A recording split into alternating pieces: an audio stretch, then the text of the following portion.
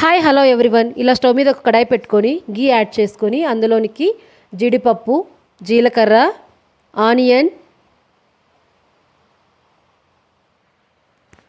Fry అయిన తర్వాత beans, carrot, పచ్చిమిర్చి, కర్రీ లీవ్స్, క్యాప్సికమ్,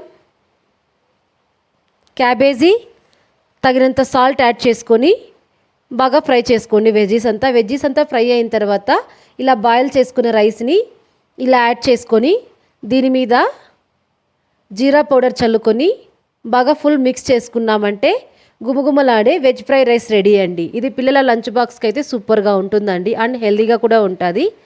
అందరూ ట్రై చేయండి ఒకసారి.